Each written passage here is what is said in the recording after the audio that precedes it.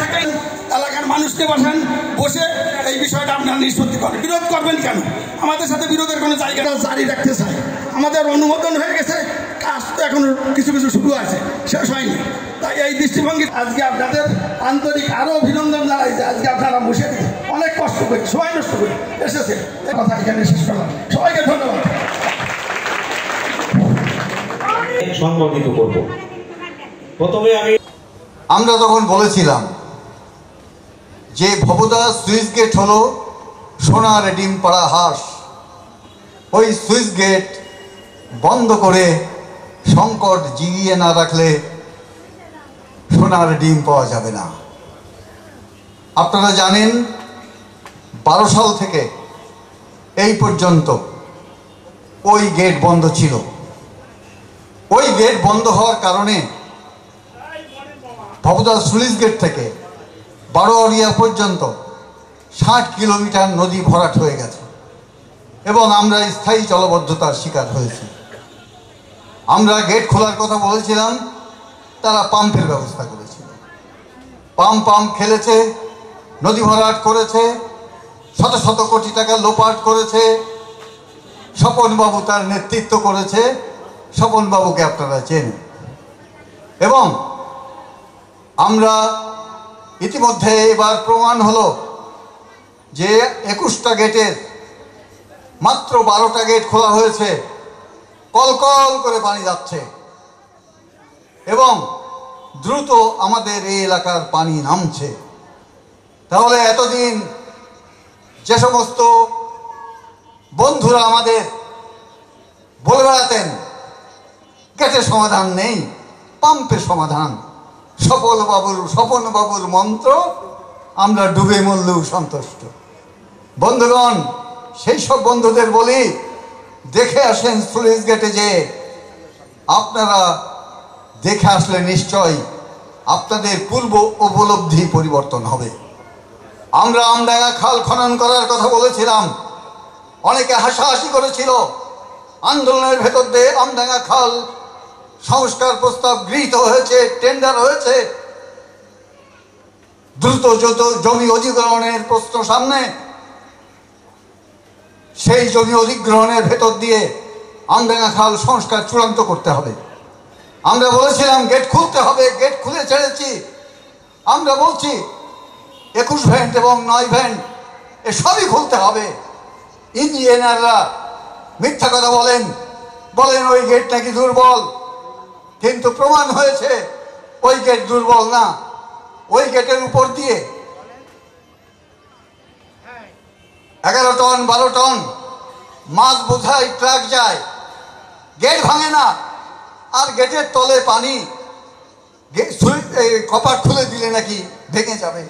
এই মিথ্যা তথ্য এতদিন দিয়েছে।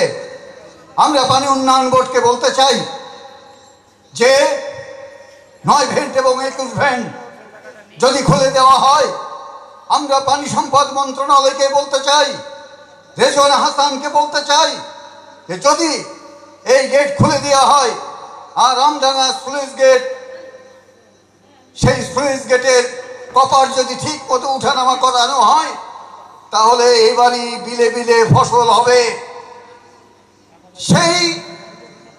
সেইটা করার জন্যে আমাদেরকে ঐক্যবদ্ধ থাকতে হবে। আমরা পানি সম্পদ মন্ত্রণালয়কে বলেছি 80 কিলোমিটার 81 কিলোমিটার নদী কাটবেন, আর টিআরএম যদি না হয় এই পরবর্তী 3 মাসেই ওই নদী আবার ভরাট হয়ে যাবে। ফলে টিআরএম এবং নদী খনন এই দুটো যুগপথ হতে হবে। বন্ধুগণ, যে সমস্ত বিলে বিলে টিআরএম হবে, পরিকল্পনা নীতিগত সিদ্ধান্ত হয়েছে আমাদের এই অঞ্চলের সকল বিলে বিলে পর্যায়ক্রমে টিআরএম হবে। কিন্তু আমরা দেখছি প্রত্যেক বিলেই কিছু লোক, তারা ভুল বুঝে হোক আর মতলবে হোক টিআরএম এর বিরোধিতা করেন। আমরা সকল বিলবাসীকে বলতে চাই, এবার টিআরএম যে বিলে হবে সেই বিলের একজন ভূমিহীন থেকে শুরু করে জমির মালিক, ঘের মালিক, তারা সকলেই ক্ষতিপূরণ পাবেন এবং ক্ষতিপূরণ ওই ইউনিয়ন কাউন্সিলে বসে পাবেন। আমরা সেই কথা আমাদের পক্ষ থেকে সুস্পষ্টভাবে বলেছি।